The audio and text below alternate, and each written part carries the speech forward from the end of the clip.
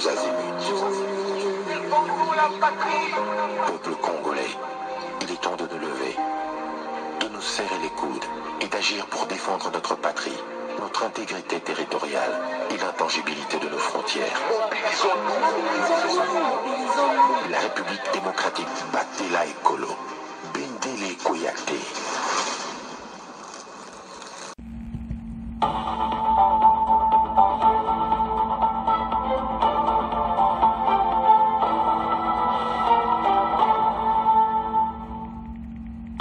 Bonsoir, bonsoir, bonjour, c'est Congo News 24. Bande Konanga, comme toujours avant de commencer notre émission, nous disons merci à Dieu. Nous disons merci à nos chers abonnés et téléspectateurs qui nous suivent partout dans le monde et en RDC. Bande Konanga, soyez les bienvenus. À la une chez téléspectateurs, Bandeko dossier Mutamba et comme na niveau mususu oyo kake yindi na ndenga kusaganati parce que mena ekomi makambo ba Kagame na kati M23 na kati Bandeko na kati ya lettre na démission a dénoncé na oyo bato baza kusala complot contre makambo eza minene toko développer en émission na biso. Deuxième point chez téléspectateurs. Au Balubake Yindi Bandeko. De violents combats ont opposé toute la journée d'hier les combattants Wazalendo au AFC M23 dans le gouvernement de Katongo Nyangezi. Bandeko Bitumba Ezaya Kusaganate. Alors, tous à la connecter, peut-être développer une émission. Chers téléspectateurs, émission Nabse Bandi. Et comme étant tout cela ensemble, ma solo yamboka. Bandeko, dossier à munene oye yindisi RDC, Constant Mutamba a démissionné. Soki batu bazoyeb sabino que voilà, démissionné te ou bien pas, vous n'êtes pas sûr yeb sabango ba une émission, koya koyoka na matoi, et Mutamba a démissionné déjà. La lettre a été remise au chef de l'État. Il a détaillé ba motif nyo sa démission. Bandeko za somo. Alors, tant tala ke kaka Mutamba aza menacé na Kagame na batu na ye ya AFC M23 Kabila dont batu wana nyonso baza contre la RDC sont contre Mutamba. Alors, il faut que mona musika ces jeunes a des talents. Mais et l'autre qui peut-être ba sagesse mususu. A kenegi peut-être vitesse a permettre banguna Congo ba joyer kana minute muki. Il est rattrapé donc et ça m'a parce que Mutamba aibi mbongo te yemoka lobi keza complot un acharnement politique parce que ayebi ke ya salima beti mbongo ya peksa batso mutayiba kanga yemo akobuka mubeko wanati. Mais la façon dont mbongo déplaçaki baturo basala ka koba ngomoko ba omoka ka ba jijwana oyo ba umela ko benda likonda na RDC habito juillet siku Mutamba bazaye ko luka depuis longtemps au PC ba congolais parce que il fallait être prudent. Baïba Kangyoka les Kamouké. Démarcher de gré à gré. Bali Kamousoute, Mutamba, jamais aucune prison. Non, ça me libère. Bobo sana prison. Exact. Le problème qui est là, n'a pas fait, ça m'est pas naïe, berre à boyer. À cause de démissionner, puis, Moutsu à côté de la place naïe. Donc c'est la démission qui compte pour le moment. Mais elle on est ça la passe parce que le complot est ça. Tout le baka Grand Lac. Kagame n'a pas M23 na Kabila. Bango ils ont planifié le départ de Mutamba. Bon tout na nango a piégé. Bango wana bakoloba. Pourquoi Kota Kabila Zana Kanda? Parce que Adjoïbi Loé Kabila Baoteka Biloko nos enchères, Bakoteka Kingankati et tout ça, Moutamba avait prononcé ces mots contre Kabila. À Sepele Kinamuti. Il avait prononcé les mêmes mots. Nabata 1,23. Et puis Babiloko Bananga, tout ça, où ils ont récupéré vente aux enchères, Constant Moutamba. Moutamba a travaillé très bien. Mais à la place, il faut jouer kakana erreur à Mouki. Bateau Bazamabe. Et ce qui est grave, bako citer non Kagame na kata démission Moutamba. Ba menace Moutamba za kozwa. On cite le nom de AFC 123. On a cité le nom ya bateau nyonso bazaki sima ya masolo. Mais tout ça va congolais. Ete bato yo na mboka na biso balinga muta bongsa mboka ti. Ces jeunes oui muta sala bya erreur na ya loba mingi alinga ko mwana na vi alinga mwana le quoi pe chef de l'état makamwe belé. Donc c'est sa façon. Et puis azana ba ambition comme président de la République. Mais muta peut se conseiller bien te ba tiki tie ko chité. Nakata libulu au place ya Zalaki akwa ko influencer mboka pe bon mona Moutamba même na 2023 28 a postulé mais Elo Salama weza que il n'a même pas regardé à droite à gauche, il a bah moi assez à côté de Masolo. Non, ce n'est pas possible comme ça. Et on te ça va congolais, téléphonons ensemble pour ce pays. Son otala comment Moutamba zo démissionné. Na makambo okuta yibi mbongoti. Tentative, peut-être. Mais ce qui est au yibi est ça. Mbongo zanding zalaki. Et maintenant, comme on a déplacé ça dans un autre compte, le Kolabaya, bateau va bien d'abalar pièce contre pièce, ça a le même scénario. Makambo baby. Bien, monsieur Bikop wana. Bokangae. Ezakop, tala. Procureur. Kangela bisoye Ezakop. C'est bon, ça la qui plusieurs fois. Et comme il tourne à l'état oui, mais parce que Moutamba a postulé naïe, alinga bateau nyonso ba mwana lishuti, yanga avancé na marque naïe, a comment qu'elle va aspiration mususu. Et ça là qui tokoti. Ya onto ça va congolais que pays yo kotambola buiti. Parce que mwana mboka o azusa musala bien ba kolingeti. Mais le banane ba kolinga bateau ba nga ba balkaniser mboka. Congolais fungola misu, c'est notre pays. On n'a pas un autre RDC kakayango. On ne peut pas laisser ba ba bebisa yango. Alors tout élément dans la mais toi avant parce que maintenant boyo kakada kata démissionner. Le nom de Kagame, le nom de Kabila. Pourquoi? Parce que dans ma kamboto il est passé na S, ba décision mi muta zwaki. Alors ces gens sont dans la maison, bazo comprendre tes lois comme ça. Alors maintenant, tu vas décision. Tu ne peux pas continuer comme ça. Comment bateau you comme si mboka tina bandeko pays où tu musika solo to cause atteindre à 2-3%. Tout féliciter. Alors Totanga, bon auto avance. Complot de Kagame Kabila AFC 123 et infiltré magistrat contre Moutamba. Moutamba n'a pas caché la vérité, il a tout dit. Batoyo basali trop kobenda likonda.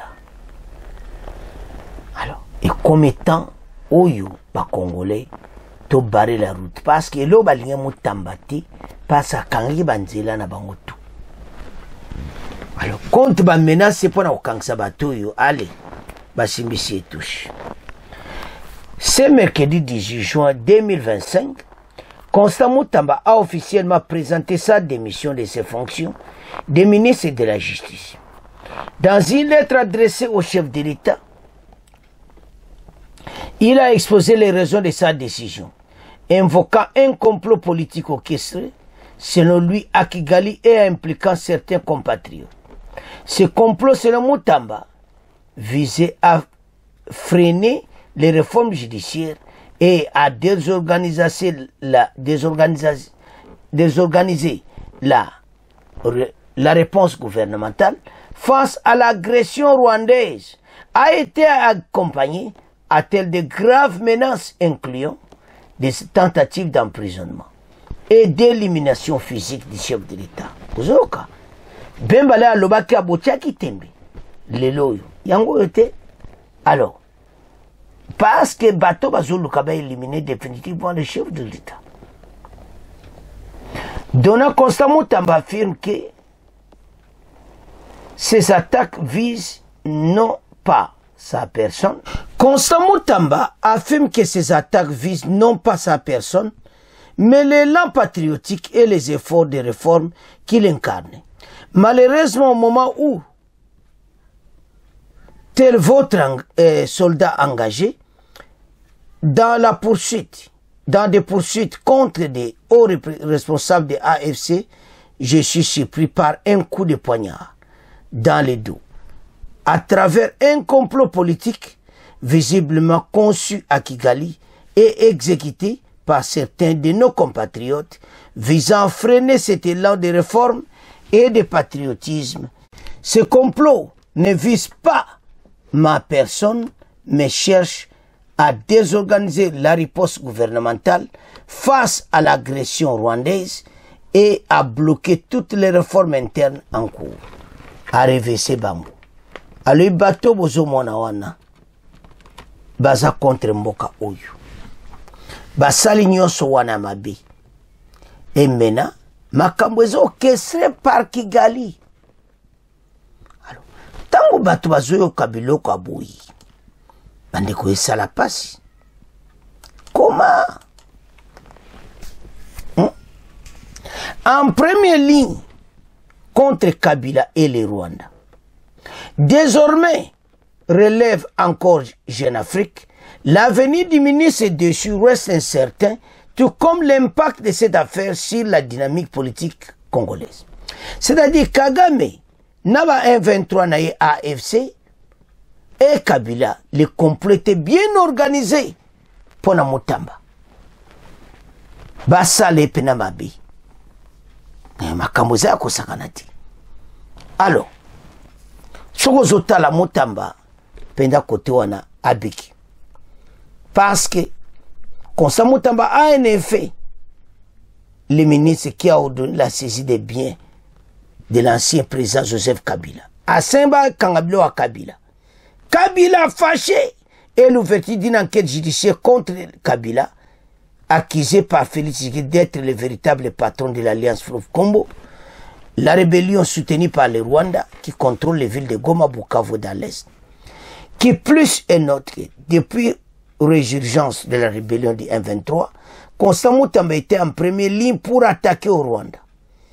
Il avait été à la base de l'ouverture du procès public de Corneille Nangaa, l'idée politique Alliance Fleuve Congo, ainsi que plusieurs de ses complices. Constant Mutamba avait aussi promis une récompense à toute personne qui parviendrait à arrêter le président rwandais Paul Kagame, qu'il qualifiait de criminel de guerre, suite à son soutien à la rébellion de AFC 23. D'ailleurs, les autorités rwandaises n'ont pas caché les satisfactions face aux ennuis judiciaires de Mutamba. À lui même côté à Rwanda, sepeli, voilà Muto accueilli. Mutamba teba tona kaka, asali banini, donc a bongsi makambebele. Alors Kagame ses hommes comme qui coincent et Kabila ne fait pas rien faire. Voilà nde makamango ekendeki. Donc balingi lisusu mboka oyo avancé boyete. Batoyo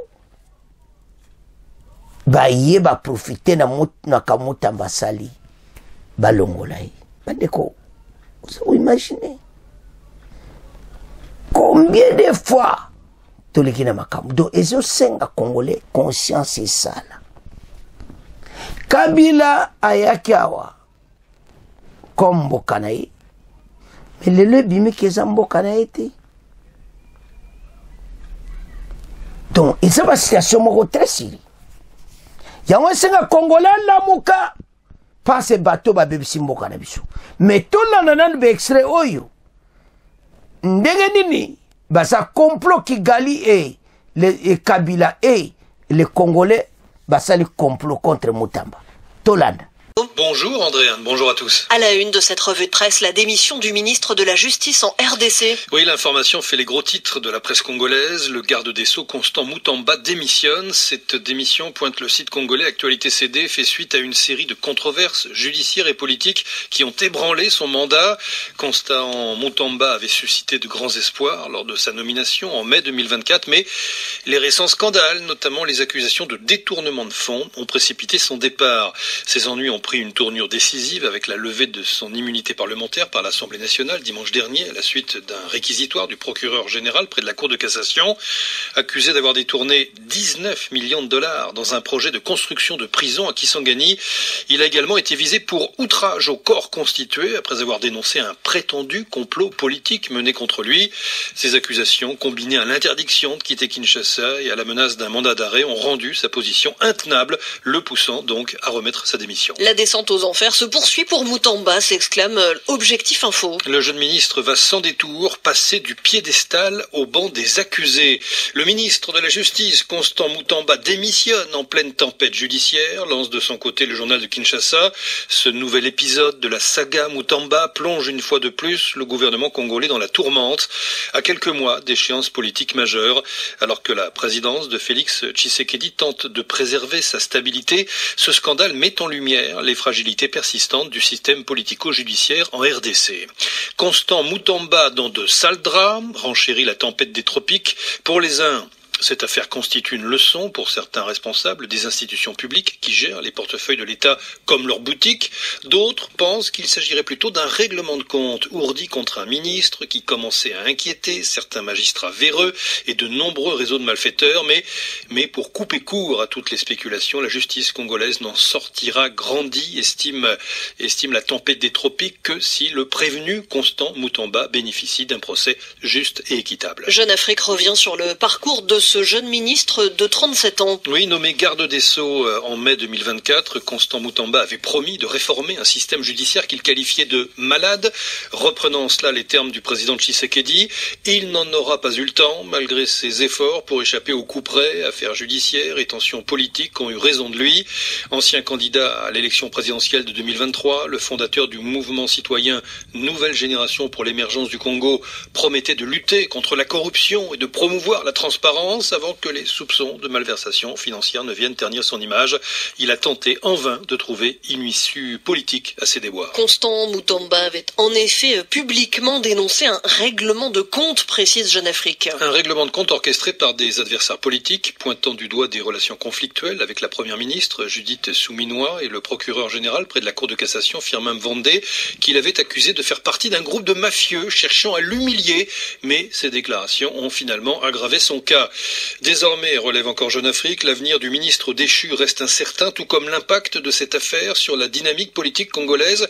Constant Mutamba est en effet le ministre qui a ordonné la saisie des biens de l'ancien président Kabila et l'ouverture d'une enquête judiciaire contre ce dernier, accusé par Félix Tshisekedi d'être le véritable patron de l'alliance Fleuve Congo M23, la rébellion soutenue par le Rwanda qui contrôle les villes de Goma et Bukavu dans l'Est. Qui plus est, note Actualité CD, depuis la résurgence de la rébellion du M23, Constant Mutamba était en première ligne pour s'attaquer au Rwanda. Oui, il avait été à la base de l'ouverture du procès public de Corneille Nangaa, le leader politique de l'AFC, ainsi que plusieurs de ses complices. Constant Mutamba avait aussi promis une récompense à toute personne qui parviendrait à arrêter le président rwandais Paul Kagame, qu'il qualifiait de criminel de guerre suite à son soutien à la rébellion de l'AFC M23.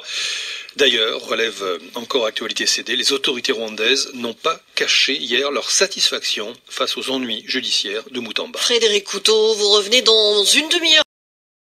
Bandeko totangi biso nyonso siko tokoloba nini botala bino moko place Mutamba bakenai. Tout a été préparé à Kigali. Yaza ministre de justice ayebi azolo. Na Kigali on a tout préparé. Ba koti na AFC 23 Kabila ba monte coup pona Mutamba. Balingaki ete mutu aza ko reverser ba kopa batu na justice ba kuma ba millionnaire. bamoni tete tata oyo ayi kobebisa bakope na biso nyonso abandi kosola na peuple vérité botala odi asali pour comprendre qu'il y a du sérieux na mboka na biso bato oyo bazozwa makambo moko donc oyo baosala tozala miso ya kofungama e oyo baosala oyo eza grave congolais tolamuka pense so na ota situation oyo ezosenga biso nyonso totelema la main dans la main parce que to soutenir Constant Mutamba bakoki jamais kolongola endenge wana mais peuple azo souffrir na décision mokonza mboka olobi nini président Félix olobi nini totalement message à bande kon émission eleki par lui le chef de l'État n'a rien à faire effectivement c'est vrai awa twana pouvoir législatif exécutif et judiciaire donc makamfu izonga kuna ba traiter entre les États pandeko mboko yo ekendaki donc makamu kitoko na RDC na ndenge komi tala tokeba bato wana bazwe ba niveau to comité même na armée bato to basaba aventure eza kokendi et nous allons avancer et puis to gagner guerre oyo parce que tali bandeko et salama Kagame saison va préparer na bango très bien mais entre-temps basa bitumba tuki dita na bitumba na Sud-Kivu na Walungu bitumba kosaka te mais ces jeunes wazalendo baza ko résister na ba bombe ya ba Rwanda et puis ba embuscade ba osa bango bele ya ba Rwanda basilaki alors Kagame azana kanda wana kotindila biso moto oh boy donc on se prépare pour tout alors wana tokomotika ngona bino tokomoke na deuxième point na biso FARDC et les wazalendo d'abord parce que armée na biso ezokola travail ezosala mape ezomonana mais ezosenga ete congolais nyonso tozala bomoko parce que nous avons tout so talemela makambo ebele oyo ezosalama pour le mois biso bato toza bapremier producteur me bacobalt oyo esalaka babatterie électrique RDC aza premier